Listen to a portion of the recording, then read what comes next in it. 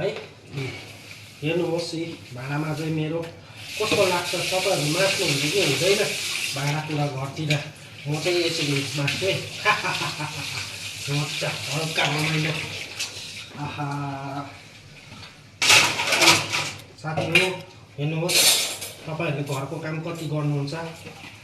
छोरी चेलीको मात्र होइन है काम, ल छोराहरूको पनि हो काम चाहिँ। फेरि भाँडा मास्ने, घर बढाल्ने सबै काम छोरी चेलीहरूले मात्रै गर्दैन है, छोराहरूले पनि गर्नुपर्छ नि।